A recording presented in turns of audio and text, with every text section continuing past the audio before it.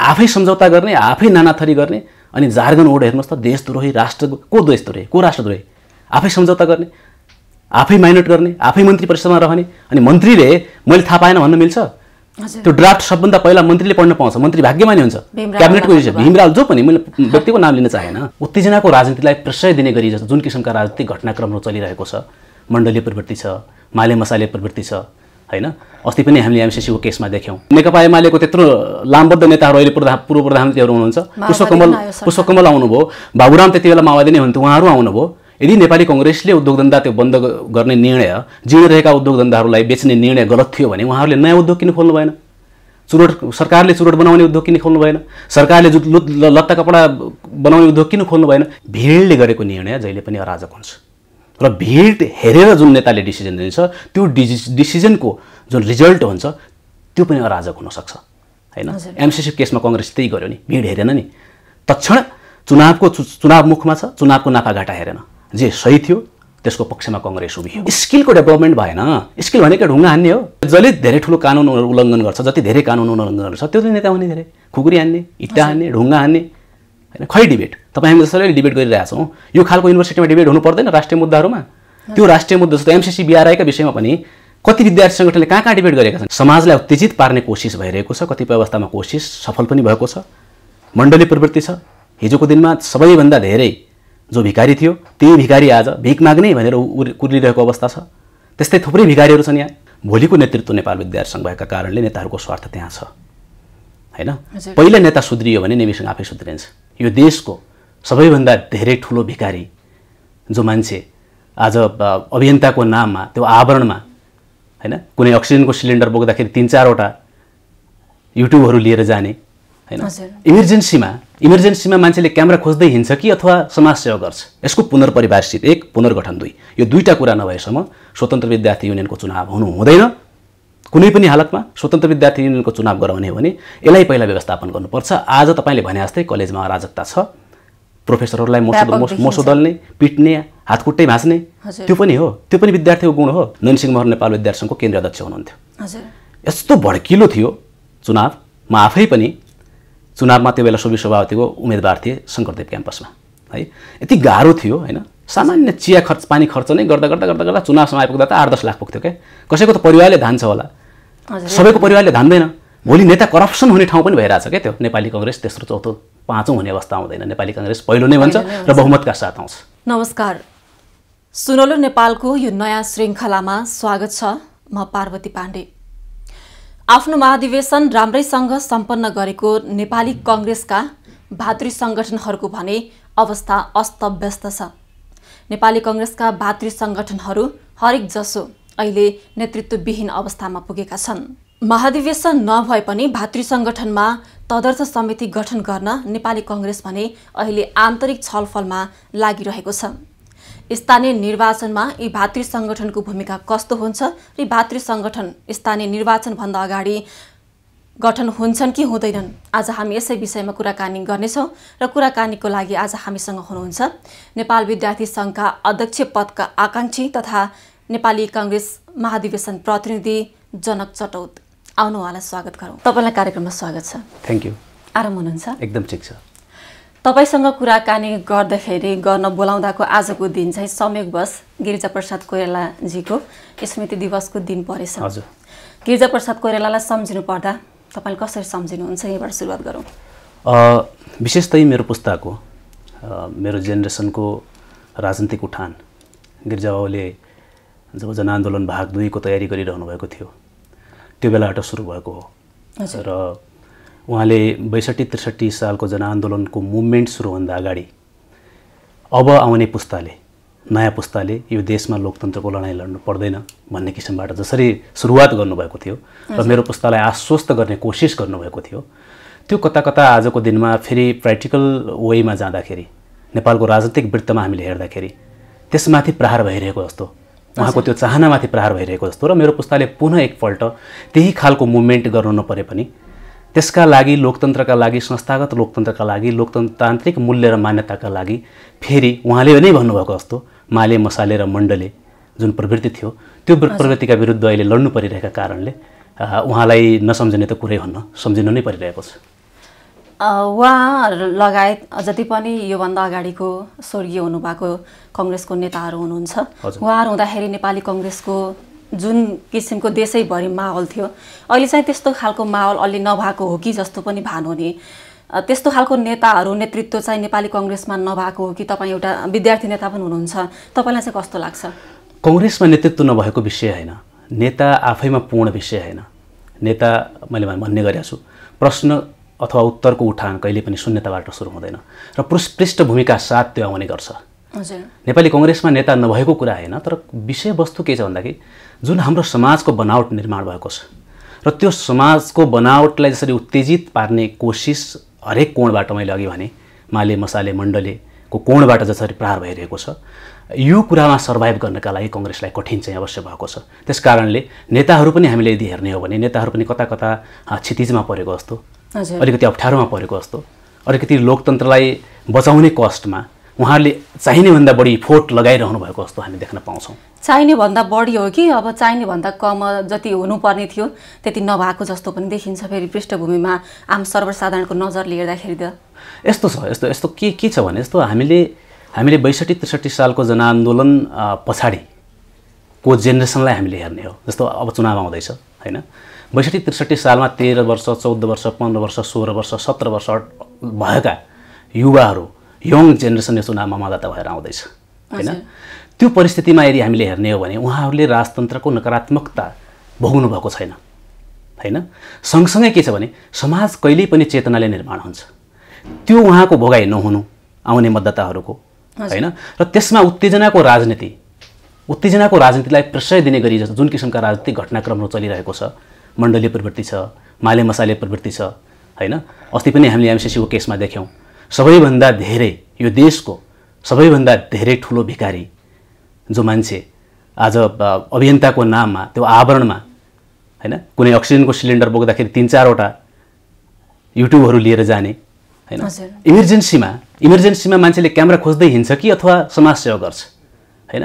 अभियन्ताको नाममा खाडीमा रहेका नेपालीहरूलाई उत्तेजित बनाएर आफ्नो स्वार्थ अनुकूल प्रयोग गरेर आर्थिक हैसियत निर्माण गरेर आफ्नो राजनीतिमा जुन खालको आज कुनै दलसँग नजिक भएर दलमा गएर जुन खालको एउटा प्रहार कङ्ग्रेसलाई दक्षिणपन्थी कोणबाट भइरहेको छ र त्यो सँगसँगै वामपन्थी कोणबाट पनि जसरी भइरहेको छ, यो परिस्थितिमा हामीले जति कन्फिडेन्ट भएर लाग्नु पर्थ्यो त्यसमा केही न केही कमजोरी भइरहेको छ, नभएको होइन।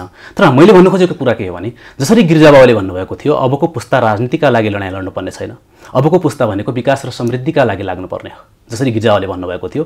त्यसमा विकास र समृद्धिमा हामीले फोकस गर्नुपर्ने बेलामा फेरि हामीले लोकतन्त्रलाई बचाउने कुरामा, लोकतान्त्रिक कष्टहरूलाई बचाउने कुरामा हामीले पुनः जुन शक्ति खर्च गरिरहनु परेको छ, यो कारणले हामी कता कता अन्यलताको जस्तो, कता कता अप्ठ्यारो जस्तो महसुस हामी गरिरहेका छौँ। अब फेरि चुनावहरू पनि नजिक आउँदैछन्, दलहरूको मूल्याङ्कन गर्ने बेला, नेताहरूको मूल्याङ्कन गर्ने बेला अब बिस्तारै आउँदैछ। 74 सालको निर्वाचनमा त्योभन्दा अगाडि चाहिँ पहिलो दल बनेको कङ्ग्रेस दोस्रो बन्यो, अब चाहिँ तेस्रो चौथो हुने त होइन भन्ने पनि छ। फेरि पहिलो हुन्छ कि भन्ने आधारहरू चाहिँ तपाईँले के देख्नुहुन्छ? जनता जनार्दनले जे निर्णय गर्छ, नेपाली कङ्ग्रेस लोकतान्त्रिक पार्टी भएका कारणले त्यो एक्सेप्ट हुन्छ हाम्रा लागि। तपाईँले जहाँ तेस्रो चौथोको विषय उठान गर्नुभयो, नेपाली कङ्ग्रेस 2007 साल पछाडि 3 सालमा निर्माण भइसके पछाडि नेपाली कङ्ग्रेस स्थापनाको एउटै ध्येय छ, यो देशमा लोकतन्त्रको संस्थागत विकास र त्यो लोकतान्त्रिक प्रणालीमा नै समृद्धि। हामीले यो अहिले पनि हाम्रा लागि किन उपयुक्त छ भने जस्तो तपाईँ राणा शासनलाई हामीले हेर्ने हो भने अथवा पञ्चायतकालीन पिरियडलाई परिवेशलाई हामीले हेर्ने हो भने विश्वले जुन फड्को मार्यो, एकतन्त्रीय शासनमा नेपालको समृद्धि त्यो स्तरमा पुगेन। हाम्रो अनुभवले के भन्छ भने प्रजातान्त्रिक मूल्य र मान्यता सहितको राजनीतिक प्रणाली बिना हाम्रो देशमा समृद्धि सम्भव छैन भन्ने त्यसले देखाएको छ। केले देखाएको छ? हाम्रो अनुभवले देखाएको छ। भनेपछि पटक पटक जस्तो अस्ति पनि नेपाल कम्युनिस्ट पार्टीले लगभग 2/3 नजिकको सरकार बनाएको हो नि त हैन। राज्य सञ्चालन गर्नु भन्ने त्यो आर्ट हो के, कला हो के हैन। राज्य लडाईँ लडाईँ म जोड्दैछु, लडाईँ समर्पणले पुग्छ। तपाईँ कुनै कुरा लड्दै हुनुहुन्छ भने तपाईँमा समर्पण भए पुग्छ। तर बनाउने कुरा, भत्काउने र बनाउने कुरामा फरक छ नि त। बनाउने कुराका लागि हामीलाई स्किल चाहिन्छ के, क्वालिटी चाहिन्छ। यो स्किल र क्वालिटी, राज्य सञ्चालनको स्किल र क्वालिटी कम्युनिस्टमा पनि छैन र पञ्चायतमा पनि त्यति धेरै थिएन हैन। यो कारणले जनताको भरोसाको केन्द्रको रूपमा रहेको party Nepali Congress number 1। Number 2 Nepali कांग्रेसको जुन ब्यालेटको राजनीति हो हैन, जुन प्रजातान्त्रिक अभ्यासको जुन राजनीति, हाम्रो संसदीय प्रणालीको जुन राजनीति हो, त्यो प्रणालीमा राजनीति भएका कारणले, जसको प्रणाली हुन्छ त्यसको नै नेतृत्व हुँदा देशलाई सुइटेबल हुने भएका कारणले मलाई विश्वास छ कि नेपाली जनताले यो कुरा बुझेको छ। नेपाली कांग्रेस तेस्रो चौथो पाँचौं हुने अवस्था आउँदैन, नेपाली कांग्रेस पहिलो नै भन्छ र बहुमतका साथ आउँछ। चुनावको बेलामा कांग्रेसलाई अलि बढी चर्चा हुने, फेसबुकहरुमा धेरै देखिने, ट्रोल पनि हुने आरोप छ, अलि मुख्य खालको आरोप पनि हो यो। अब नदीनालाहरू बेच्यो, उद्योग धन्दाहरू बेच्यो भन्ने खालको, अनि खुलेको उद्योग धन्दाहरू बन्द गरायो, कांग्रेसले गरायो भन्ने खालको थियो। अन्य दलहरूले पनि, विपक्षी दलहरूले पनि प्रचारबाजी गर्ने पनि अलि बढी नै हुन्छ।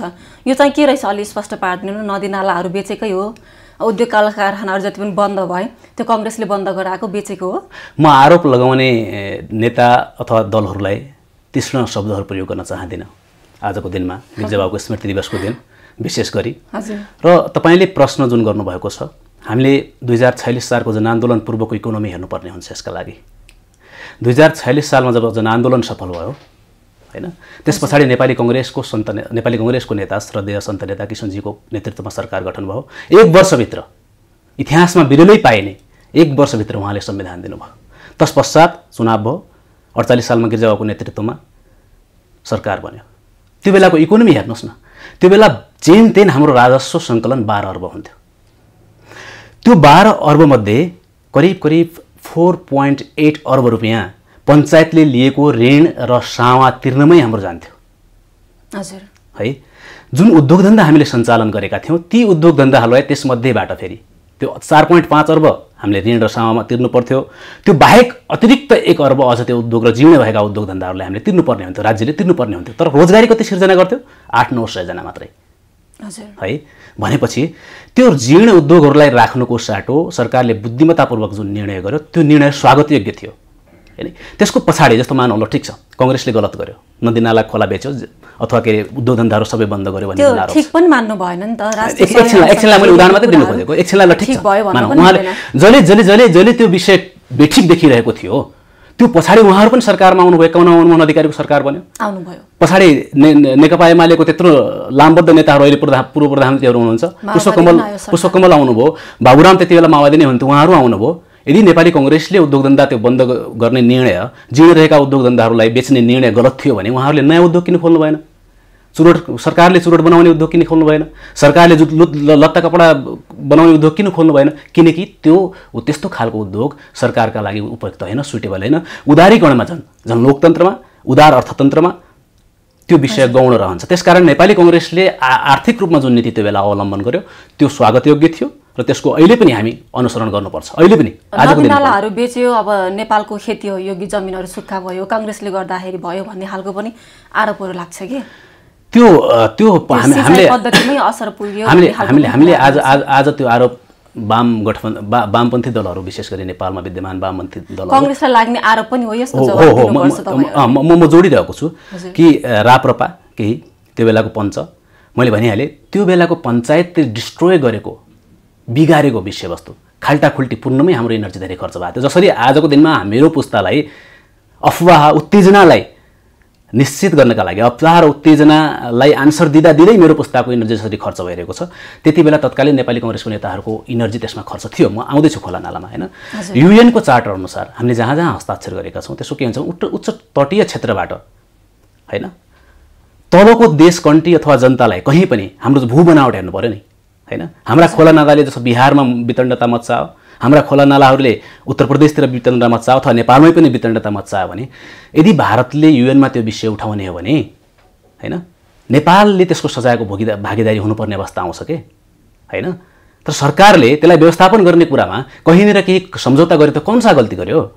तर त्यसको समीक्षा चाहिँ हुनुपर्छ। फेरि समीक्षा हुनुपर्छ। व्यक्ति तपाईँ म इन्डिभिजुअल व्यक्ति हाम्रो के भने गल्ती व्यक्तिले गर्छ, गल्ती समाजले गर्छ है। जस्तो हामीले पूर्वमा हेर्नु न त्यो बलात्कारको केसमा हैन, समाज उत्तेजित भएर प्रहरी नै एकजना महिला प्रहरीकै ज्यान गयो, दुःखद घटना भयो हैन। त्यो समाजको गल्ती हो, सोसाइटीमा पनि गल्ती हुन्छ। र व्यक्तिले यदि गल्ती गर्छ, समाजले यदि गल्ती गर्छ, राष्ट्रले गल्ती नगर्ने कुरा हुँदैन। राष्ट्रको पनि मिस्टेक हुन्छ। तर एउटा कुरा के हो, 7 र 8 का साथ राजनीतिक पार्टीहरूले, राजनीतिक नेताहरूले एउटा कुरा भन्न सक्नुपर्छ, जनतालाई उत्तर दिन सक्नुपर्छ। यो कारणले भएको थियो। जस्तो एमसीसी को केसमा हेर्नुस् न, गणेशमानजीले भन्नुहुन्थ्यो कि आज गिरिजाको स्मृति दिवस, म गणेशमानजीलाई पनि सम्झिन चाहन्छु। गणेशमानजीको भनाइ थियो कि यो भिड हेरेर गर्ने निर्णय होइन। नेताको पछाडि कहिले लाखौँ जनता त कहिले नेता एक्लै। भिडले गरेको निर्णय जहिले पनि अराजक हुन्छ र भिड हेरेर जुन नेताले डिसिजन लिन्छ त्यो डिसिजनको जुन रिजल्ट हुन्छ त्यो पनि अराजक हुनसक्छ होइन। एमसीसी केसमा कङ्ग्रेस त्यही गर्यो नि, भिड हेरेन नि, तत्क्षण चुनाव मुखमा छ, चुनावको नाफाघाटा हेरेन, जे सही थियो त्यसको पक्षमा कङ्ग्रेस उभियो। बोली फेरेन, बोली फेरेन। डबल स्ट्यान्डर्ड कङ्ग्रेसको कहीँ रहेन, प्रतिपक्षमा हुँदा पनि रहेन, सरकारमा हुँदा रहेन, संसदमा रहेन, कहीँ रहेन। कङ्ग्रेस जे भन्दै थियो उदारीकरण चाहिन्छ देशमा, हामीलाई फोरेन इन्भेस्टमेन्ट चाहिन्छ, हामीलाई अनुदान चाहिन्छ, ऋण चाहिन्छ। यो मध्ये सबैभन्दा विकल्प भनेको अहिलेको हाम्रो अर्थतन्त्रका हिसाबबाट हेर्ने भने हाम्रा लागि अनुदान हो, हामी अनुदानलाई स्वीकार गर्छौँ भनेर कङ्ग्रेसले भन्यो। त्यही स्ट्यान्डमा रहेर हो, डबल स्ट्यान्ड देखाएन। यो हो कङ्ग्रेस। यसको एमसीसीको कुराकानी गर्नुभयो, एमसीसीको बारेमा अलिक भ्रमहरू बढी भयो तपाईँहरूले, भनौँ वा नेपाली कङ्ग्रेसले, जसले ठिक छ भनिराखेको थियो पहिलेदेखि। त्यसले यो होइन जुन खालको भ्रम थियो त्यो चाहिँ भ्रम होइन, खासमा हो यो भनेर त्यो खालको पनि त प्रचार गर्न सकेन नि।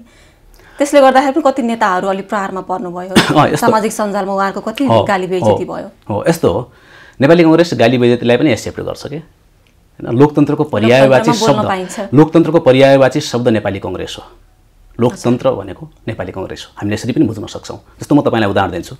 केपी शर्मा ओलीले माइतीघर मण्डला त्यो बेलाको नेपाल कम्युनिस्ट पार्टीको सरकारले निषेधित क्षेत्र घोषणा गर्दै थियो। हामीले भन्यौँ संसदमा हाम्रो आवाज बन्द गर्न खोजियो भने सडक चाहिन्छ, यो क्षेत्र हाम्रा लागि चाहिन्छ। अब हाम्रा लागि भनेको के हो भने त्यो कङ्ग्रेसका लागि मात्रै होइन के होइन, त्यो सबै नेपाली जनताले बोल्न पाउने, त्यहाँ गएर भोइस आफ्नो रेज गर्न पाउने राइट, त्यो ठाउँ हामीले प्रयोग गर्न पाउनुपर्छ। नेपाल विद्यार्थी सङ्घले आन्दोलन गर्यो त्यो बेला है। त्यो बेला सरकारमा प्रचण्ड र माधव नेपाल हुनुहुन्थ्यो, उहाँहरू हुनुहुन्थ्यो होइन। हामीलाई नै प्रहार भयो, सबै ठाउँबाट, सबै कोणबाट हामीलाई प्रहार भयो। तर कालान्तरमा अलिक पछाडि हेर्नुहोस् त, त्यही ठाउँमा गएर माधव नेपाल र प्रचण्ड पनि हामी यहाँ छौँ भनेर देखाउनु पर्ने स्थिति आयो। भनेपछि मैले जोड्न खोजेको विषय कहाँ भने नेपाल कम्युनिस्ट पार्टीभित्र लोकतान्त्रिक कित्तामा उभिएका नेताहरूलाई अप्ठ्यारो पर्दाखेरि पनि कङ्ग्रेस आवश्यक भयो होइन। तपाईँले एमसीसीको प्रश्न जुन उठाउनु भएको छ, एमसीसीमा नेताहरूलाई प्रहार भयो, प्रहार हामी स्वीकार्छौँ होइन।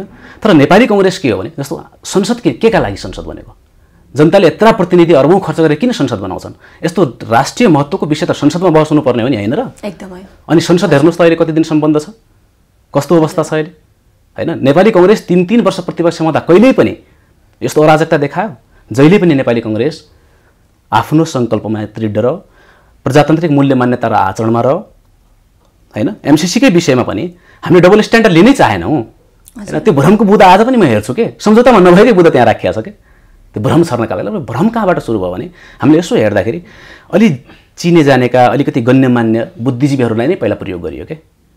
त्यो भयो भने जनताको इन्टेन्सन, जनताको अथवा मनोभाव त्यहाँ गाँच्नका लागि होइन।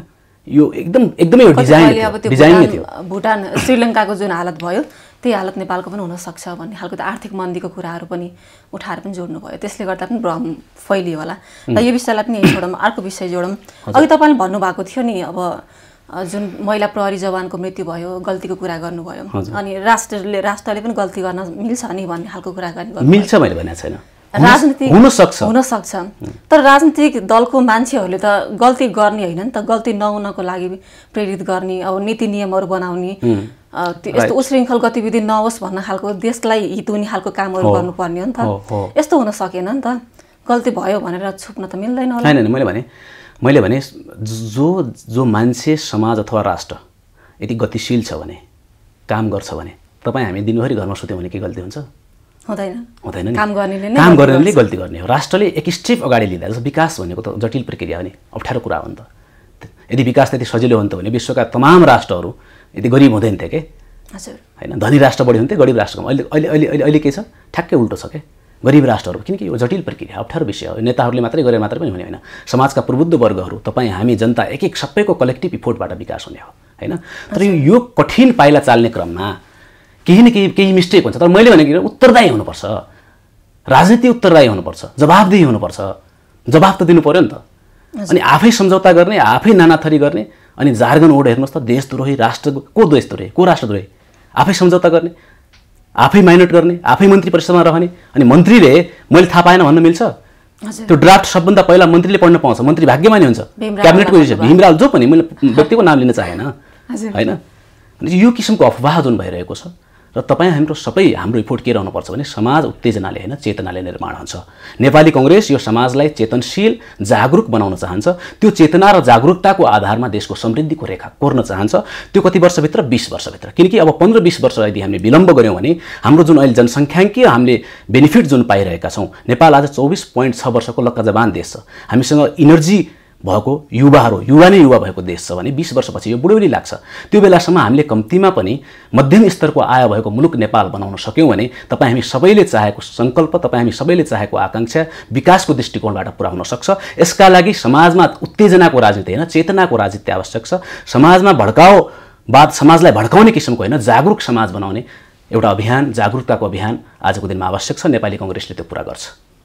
अब थोरै भातृ सङ्गठनको पनि कुराकानी गरौँ। तपाईँ त विद्यार्थी सङ्घको नेता पनि, मुख्य कुरा यही कुरा गर्नुपर्ने थियो। पार्टीगत कुरा गरियो।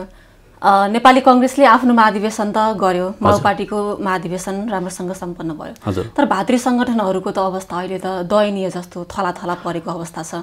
अब यो अवस्थामा चुनाव पनि नजिकै छ, महाधिवेशन गर्ने त अब सम्भावना 0 नै हो। नेविसङ्घको तदर्थ समिति गठन गरेर जाने, त्यसमा पनि अब टीका लगाइदिने प्रवृत्ति त देखियो भनौँ होइन। एक पक्ष सन्तुष्ट हुन्छ होला, एक पक्ष असन्तुष्ट हुन्छ होला। यसमा चाहिँ अब यसको असर आउने चुनावमा पनि पर्छ कि अब असन्तुष्ट पक्षले नराम्रो पो गर्ने कि भन्ने एउटा आम बुझाइ पनि हुन्छ।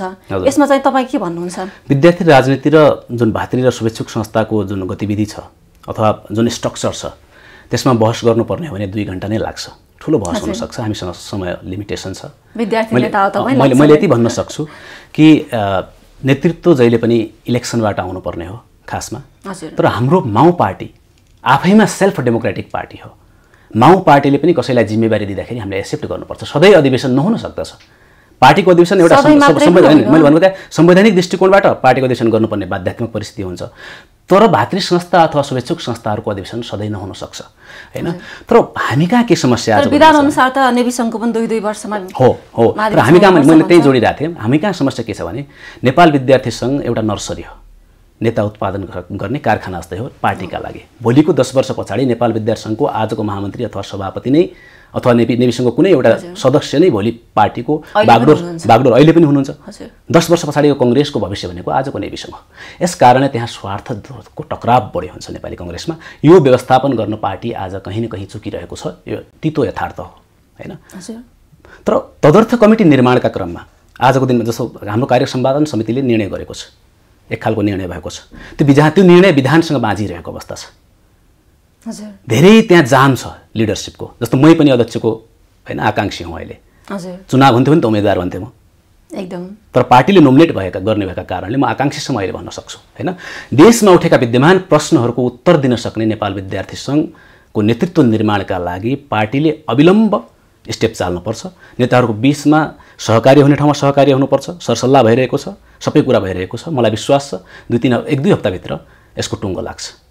27 देखि अहिलेसम्म आउँदाखेरि त अब 2 वर्षमा गर्दाखेरि त अब 24-25 वटा हुनुपर्ने महाधिवेशनहरू 11 वटा मात्रै भयो नेविसङ्घको। अब यसरी त विश्वास पनि त हुँदैन। विद्यार्थीहरूले त अब महाधिवेशन हुँदैन, विद्यार्थी नेताहरूले विशेष गरी विश्वास गर्ने एउटा अवस्था हुँदैन। वितृष्णा त भित्रभित्र गाउँतिर भित्रैबाट स्थानीय तहदेखि वडादेखि नै अब वितृष्णा पैदा भएको छ नि त। हजुर, कतिपय अवस्था जस्तो हाम्रो जीवनमा अथवा पार्टीको जीवनमा अथवा सामाजिक जीवनमा इन्टरनल फ्याक्टरले भन्दा पनि कहिलेकाहीँ एक्सटर्नल फ्याक्टरहरूले धेरै इन्फ्लुएन्स गरेको हुन्छ कि। जस्तो अहिले महामारीको बिचमा थियौँ हामी, योभन्दा अगाडि कलेजहरू सबै बन्द थिए। नेपाल विद्यार्थी सङ्घको अधिवेशनहरू, कलेज अधिवेशन हुनुपर्थ्यो, जिल्ला अधिवेशनहरू हुनुपर्थ्यो, त्यो स्थिति थिएन। यो कारणले पनि म यति भन्न सक्छु कि 2060 साल पछाडि जन्मिएको, हामी हुर्किएको, राजनीतिमा आएको होइन हाम्रो पुस्ता हो होइन। हामीले 65 सालको चुनाव, सोभि चुनाव हामीले गऱ्यौँ होइन, त्यसमा भाग लियौँ मेरो पुस्ताले कम्तीमा पनि।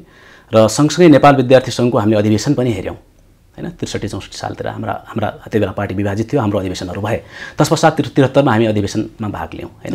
बिचमा जुन राजनीतिक घटनाक्रमले पनि कहिलेकाहीँ भातृ संस्थाहरू विलम्ब हुने गर्छ क्या अधिवेशनहरू होइन।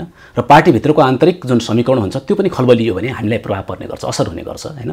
यसका विषयमा पार्टीले, हाम्रो माओ पार्टी भइसके पछाडि पार्टीले स्पष्टतया विधान बनाउनुपर्छ विधान बनिरहेको छ, त्यो आउला पनि बाहिर, र त्यो विधानको टुङ्गो नलागेसम्म नेपाल विद्यार्थी सङ्घको केन्द्रीय तदर्थ समिति निर्माण हुनु हुँदैन भन्ने मेरो मत छ, मेरो व्यक्तिगत रूपमा। किनकि पहिला नीति, त्यसपछि नेतृत्व पछि नीति होइन। व्यक्तिलाई हेरेर नेतृत्वलाई हेरेर व्यक्तिलाई तयार गरेर नीति बन्दैन। नीति निर्माण होस्, पार्टीको नेताहरूसँग हाम्रो माग छ। अहिले पनि के गर्ने हो, जस्तो 32 को म पोजिटिभ छु। मेरो पार्टीको नेताहरूप्रति मलाई विश्वास छ। डेमोक्रेटिक पार्टी भएका कारणले डेमोक्रेटिक वेबाट नै यसको फाइन्ड आउट हुन्छ, निर्णय हुन्छ भन्ने मलाई विश्वास छ हैन। मेरो पार्टी म जोडिरहेको थिएँ। उमेर ठिक छ, म एउटा डेमोक्रेसीमा विश्वास गर्ने भएका कारणले डेमोक्रेसीमा उमेर हदबन्दी हुनु हुँदैन भन्नेमा विश्वास गर्छु हैन। तर जुन नेतृत्व एउटा फ्रिज भइसक्यो, जाम भइसके पछाडि त्यसलाई निकास दिनका लागि केही प्रावधानहरू राख्न सकिन्छ। जस्तो देशको सवालमा प्रजातन्त्रको नाममा एनार्किजम, अराजकता स्वीकार्य हुँदैन नि। पार्टीभित्र पनि त्यही हो, कहिलेकाहीँ नेतृत्व फ्रिज हुँदा हुँदा अराजक स्थितिमा जान सक्छ क्या भातृ संस्थाहरू हैन। त्यसलाई निकास दिनका लागि त्यो एजको फ्याक्टर हुन सक्ला, अथवा एजभन्दा पनि अर्को पनि विकल्प हुन सक्छ क्या। नेपाल विद्यार्थी सङ्घको सदस्यता लिएको 10 वर्षभित्र फलानु मान्छे यसरी पोस्टमा जाने हैन। यदि त्यो क्राइटेरिया पनि राख्न सकिन्छ। तर पार्टीले एजको नै कुरा आइसकेपछि, लिइसके पछाडि पार्टीले गरेको निर्णय कार्यान्वयन गर्नुपर्छ। विधानतः यसको समाधान निकाल्नुपर्छ। विद्यार्थी सङ्गठनमा फेरि अब उमेर हद कतिसम्म ठिक पनि त होला नि। एउटा विद्यार्थी हो नि त, विद्यार्थीले कुन हदसम्मको, कुन उमेरसम्मको विद्यार्थी भन्न जस्तो म त व्यक्तिगत रूपमा म त 30 वर्ष लाग्ने हुन्छ के। हजुर, मेरो मलाई व्यक्तिगत रूपमा तपाईँ सोध्नुहुन्छ जस्तो सोबीमा पनि हामीले 28 लगाएको छ हैन, त्रिभुवन युनिभर्सिटीले हैन। विद्यार्थी भने एउटा एजमा हुन्छ, तर सिक्ने कुरा निरन्तर चलिरहन्छ भन्दैमा। जस्तो मेरो हजुरबुवालाई मानौँ, मेरो हजुरबुवा त हुनुहुन्न, मानौँ मेरो बुवालाई, मेरो बुवा अहिले रिटायर हुनुभएको छ हजुर। उहाँले आफ्नो सेवा अवधि जति पुरा गर्नुभयो हैन, उहाँ रिटायर हुनुभयो। अब उहाँलाई मानव राजनीतिक शास्त्र पढ्न मन लाग्यो हैन। राजनीतिक शास्त्र पढ्न मन लागेको विद्यार्थी उहाँ त्रिभुवन युनिभर्सिटीमा जानुभयो, भर्ना गर्नुभयो हैन। अहिले मेरो बुवा 63-64 वर्षको हुनुभयो। नेपाल विद्यार्थी सङ्घसँग उहाँ जोडिनुभयो र नेपाल विद्यार्थी सङ्घको केन्द्रीय अध्यक्ष हुनु उहाँलाई इच्छा लाग्यो भने हैन, हजुर, हुन पाउनु पर्छ भन्ने साथीहरू पनि छन्, हुन पाउनु हुन्न भन्ने साथीहरू पनि छन्। त्यो प्राकृतिक न्याय अनुसारको हुन्छ कि हुँदैन। विद्यार्थीहरू एभरेज एज विद्यार्थी 30 वर्ष मुनिकै बढी युनिभर्सिटीमा हुन्छ भने उसको नेतृत्व 64 वर्षको हुँदा प्रभाव पर्छ, फरक पर्छ, नपर्ने होइन, फरक पर्छ। 50 वर्षको हुँदा फरक पर्छ। हामीले भन्नु खोजेको हो भने विद्यार्थीको नेता विद्यार्थी हुनुपर्छ, ठिक छ। तर डेमोक्रेसीमा एज एउटा कुरा र अब नेतृत्वले अहिले त्यो पार्टीले लगाइसक्यो हैन। तर एजभन्दा पनि अरू केही क्लस्टरहरू राखेर त्यसलाई गर्न सकेको कोही अझ राम्रो हुन्थ्यो। अर्को कुरा अहिले तदर्थ कमिटी बन्दैछ, नेताहरूको हातमा छ सबै कुरा। नेताहरूले 28 वर्षको एउटा युवालाई जिम्मा दिनुभयो भने त आफै त्यो एज बोली नै रहनु परेन हजुर। अथवा आवधिक निर्वाचन 2 वर्षमा गर्नुभयो भने त आफै बोल्नै पर्दैन। धेरै कुराहरू नबोलिकन पनि त प्र्याक्टिकल गर्न सकिन्छ नि, सकिँदैन र? त्यो दृष्टिकोणबाट, त्यो वेमा, त्यो बाटोमा हाम्रो पार्टीको नेताहरू लाग्नुभयो र नेपाल विद्यार्थी सङ्घलाई तदनुरूप सञ्चालन गर्नु पर्यो भने पक्कै पनि यसले लोकतन्त्रलाई फाइदा गर्छ। मलाई विश्वास छ त्यसमा। विद्यार्थी सङ्गठनहरू विद्यार्थी हितको लागि भनिन्छ, तर अलि लागि जस्तो नदेखिने कुनै पनि विद्यार्थी सङ्गठन नेता बने नेतागिरी गर्ने, कलेजमा पनि नेतागिरी गरिदिने, मयुम भनेको मान्छेले चिन्या छ भन्ने मयुम भन्ने खालको अलि दादागिरी गरिदिने, तर विद्यार्थीको लागि काम नगर्ने खालको त्यो कलेजतिर जाने हो भने त्यो गुनासो अलिक बढी आउँछ कि। नेता त विद्यार्थीको लागि काम गर्नुपर्ने खालको नेता हुनुपर्ने होइन। हजुर, यसमा यस्तो छ, विद्यार्थी राजनीतिलाई केही हदसम्म नियमन गर्नुपर्ने जरुरी छ। सोबियुको सवालमा पनि सोबियुलाई पुनर्गठन गर्ने हो अथवा सोबियुलाई परिभाषित कुन तरिकाबाट गर्ने हो, विद्यार्थी सङ्घहरूलाई कुन तरिकाबाट पार्टीले ह्यान्डल गर्नुपर्ने हो भन्ने विषयमा वृहत रूपमा एउटा राजनीतिक समझदारी हैन, देशमा राजनीतिक दलहरूको बिचमा समझदारी हुन आजको दिनमा जरुरी छ। म तपाईँलाई सानो उदाहरण दिन्छु। नयनसिंह महर नेपाल विद्यार्थी सङ्घको केन्द्रीय अध्यक्ष हुनुहुन्थ्यो। यस्तो भड्किलो थियो चुनाव, म आफै पनि चुनावमा त्यो बेला सोबी सभापतिको उम्मेदवार थिएँ शङ्करदेव क्याम्पसमा है। यति गाह्रो थियो हैन, सामान्य चिया खर्च पानी खर्च नै गर्दा चुनावसम्म आइपुग्दा त 8-10 लाख पुग्थ्यो क्या। कसैको त परिवारले धान्छ होला, सबैको परिवारले धान्दैन। भोलि नेता करप्सन हुने ठाउँ पनि भइरहेछ क्या त्यो। अनि उहाँले निर्णय गराउनु भयो कि सानो ब्यानरको कुरामा, सबै कुरामा 2500 देखि 2800 प्रचार प्रसार सिद्धिने हैन, त्यो खालको प्रावधान उहाँ नीतिगत तहमा विद्यार्थी राजनीतिलाई बाँध्न सक्यो भने पार्टीले सक्छ नि, चाह्यो भने देशले सक्छ नि, विश्वविद्यालयले सक्छ नि, एउटा क्लब टाइपको सोभियुको परिकल्पना गर्न सक्छ नि, सक्दैन र? एकदमै हैन।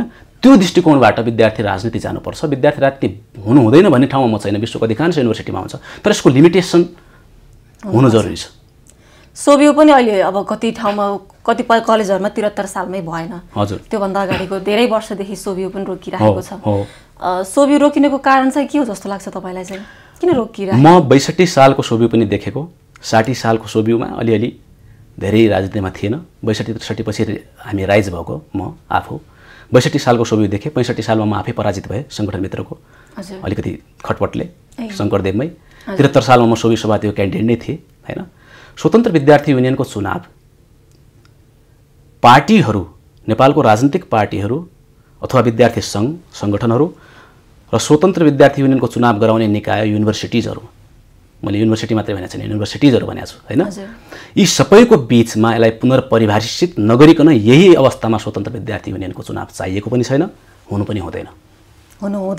यही अवस्थामा हजुर केही न केही यसमा नयाँपन आवश्यक छ। जस्तो त्यो बेलाको सोभियो, त्यो बेलाको विद्यार्थी सङ्गठनहरू एउटा एक खालको राजनीतिक मुभमेन्टका लागि तयार गरिएका थिए हैन। राजनीतिक मुभमेन्ट अब धेरै त्यसलाई सृजनशीलतामा परिणत गर्नु छ हैन। तदनुरूपको हुनुपर्छ। मैले अघि भने लडाइँका लागि समर्पण चाहिन्छ भने निर्माणका लागि आर्ट हो नि निर्माण भनेको त कला हो नि। त्यो कलाका लागि क्षमता चाहिँदैन र अनि विद्यार्थी सङ्घहरू पुरानै ढर्रामा चल्ने हैन। तपाईले भने जस्तो अराजकता किन भयो? विद्यार्थी हकहितका लागि मात्रै किन भएन भनेपछि स्किलको डेभलपमेन्ट भएन। स्किल भनेको ढुङ्गा हान्ने हो हैन हैन।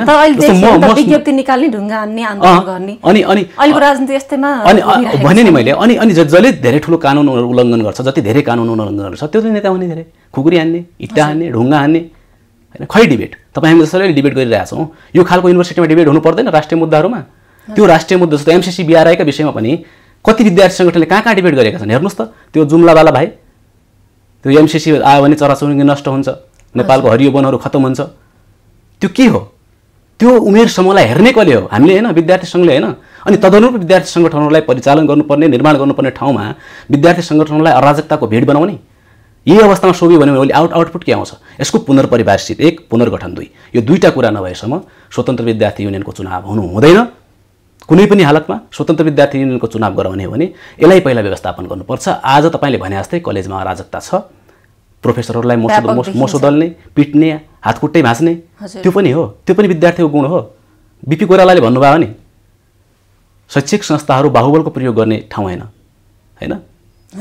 शैक्षिक संस्थाहरूमा बाहुबल प्रयोग हुने, ठेकापट्टा बढी जाने, यी सबै कुराहरूलाई नेपाल विद्यार्थी सङ्घ, यी सबै प्रश्नहरू देशमाथि, नेपाली कङ्ग्रेसमाथि जति प्रश्न उठेका छन्, नेपालको विद्यार्थी आन्दोलनमाथि जति प्रश्न उठेको छ, विद्यार्थी सङ्घ संस्थामाथि जति प्रश्नहरू उठेको छ, यसको सही र समुचित जवाफ दिन सक्ने र देशलाई नै त्यो दिशामा डोर्याउन सक्ने नेतृत्व नेपाल विद्यार्थी सङ्घमा आजका दिनमा आवश्यक छ। किनकि नेपालको सबैभन्दा ठुलो लोकतान्त्रिक दल, लोकतान्त्रिक प्रणाली भएको, संरचना भएको दल नेपाली कङ्ग्रेस भएका कारणले यसको भातृ सङ्गठन नेपाल विद्यार्थी सङ्घलाई अत्यधिक महत्त्वका साथ हेरिन्छ। यो दृष्टिकोणमा, यो दिशामा हामी जानुपर्छ, पार्टी जानुपर्छ र त्यसका लागि पार्टीले तयारी गर्नुपर्छ, पार्टीले बहस गर्नुपर्छ भन्ने म ठान्छु।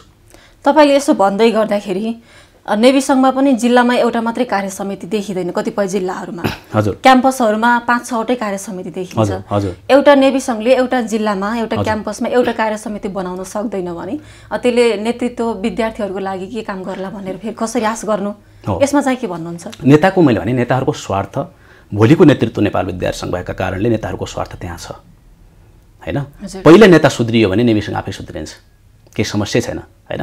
आजको अहिलेको अवस्थामा भनेको मैले फेरि है, त्यो त कतिपय इन्डिभिजुअलमा पनि भर पर्छ। जस्तो म नेभी सङ्घको अध्यक्ष भएँ भने हैन, म स्वविवेकले चल्न सक्छु नि, मेरो सङ्गठन स्वविवेक चलाउन सक्छु। नेताहरूसँग राय सल्लाह सुझाव एउटा कुरा रह्यो, एउटा पाटो रह्यो। मैले भन्नु खोजेको कुरा के हो भने यसलाई पनि समाधान गर्न सकिन्छ, तपाईँले भनेको कुरालाई पनि। जस्तो अहिले अराजकता केही न केही छ, त्यहाँ केही न केही समस्या छ। त्यो समस्या जस्तो कलेजमा दुईटा सङ्गठन, दुईटा नेभी सङ्घ छ भने एउटालाई संयोजक, एउटालाई सहसंयोजक दिए भएको, त्यो मिलाउनु पर्ने हो। सकिन्छ। अहिले त काठमाडौँभित्रको त अरू कतिपय कलेजहरू अहिले त कमिटी नै छैन हैन। पार्टीले तदर्थ समिति बनाओस्, समाधान हामी दिन्छौँ। मैले भने म जस्तै थुप्रै साथी, म मात्रै भनेको छैन मैले, म जस्तो अरू साथी पनि अध्यक्षको दौडमा हुनुहुन्छ, अध्यक्ष हुने आकाङ्क्षा राखिरहनु भएको छ।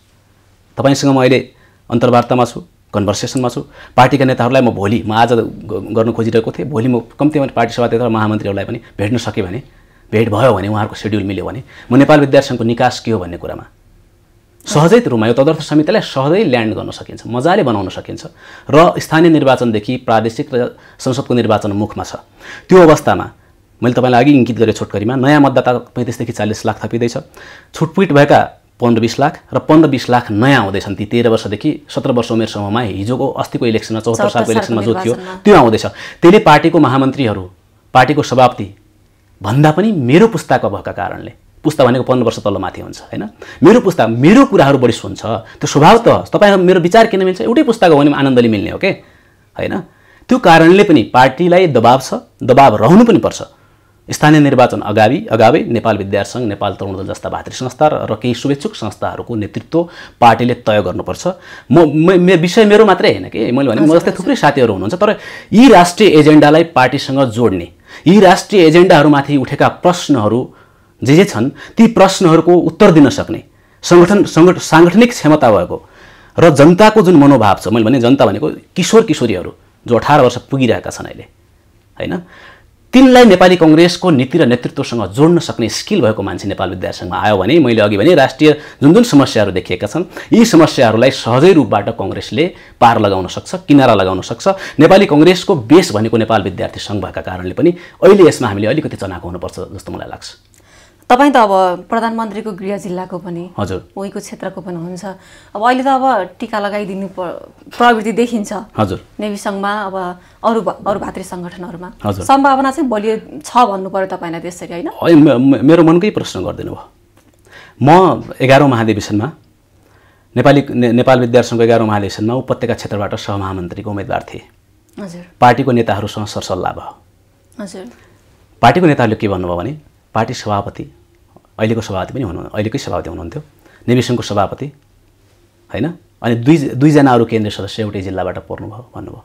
मेरो राजनीतिक उद्गम स्थल डडेलधुरा भए पनि म राजधानीमा क्रियाशील छु, नेपाल विद्यार्थी सङ्घको केन्द्रीय राजनीतिमा छु हैन।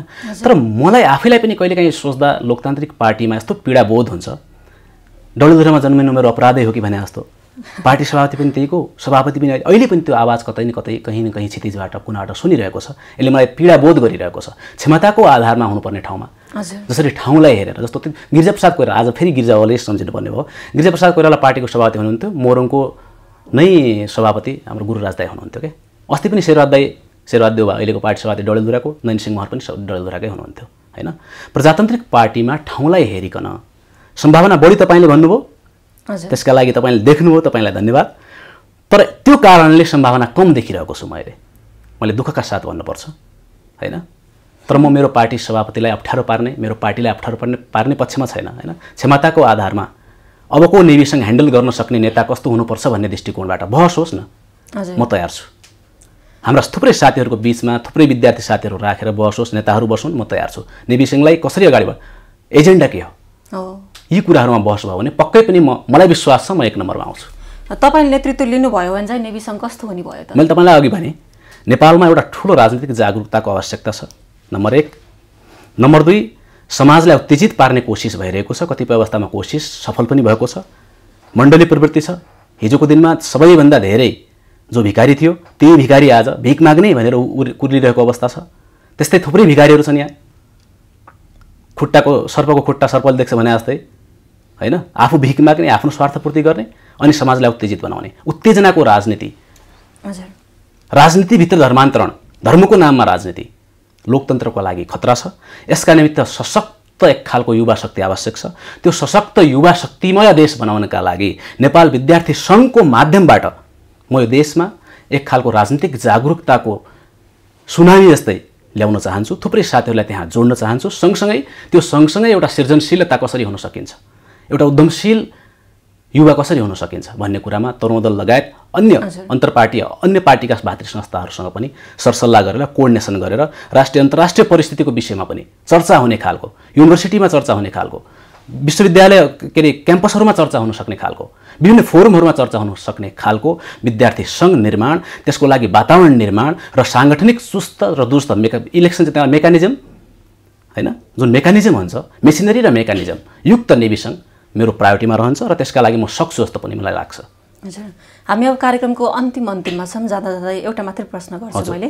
अब स्थानीय चुनाव नजिकिँदैछ, वैशाख 30 गतेको लागि डेट फिक्स भइसक्यो, अब सरेन भने त्यो बेलामा भातृ सङ्गठनहरूको भूमिका अलिक बढी नै हुन्छ। हजुर। नेभी सङ्घको तरुण दलको त तरुण दललाई पनि अब मेरुदण्ड नै मान्छ कङ्ग्रेसले। हजुर। यो अवस्थामा चाहिँ उनीहरूको भूमिका चाहिँ कस्तो हुनुपर्छ, कस्तो गर्छ नेभी सङ्घ तरुण दलले के गर्नुपर्छ खालको केही छ?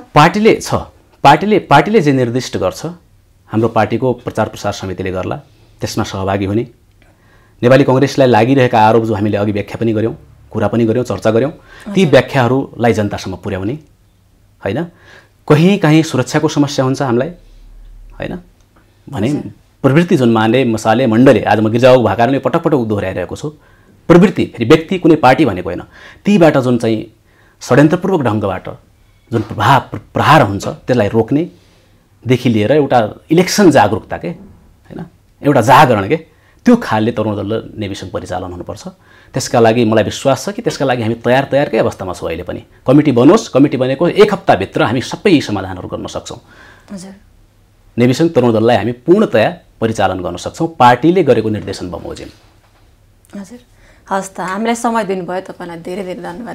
Thank you so much. Thank you.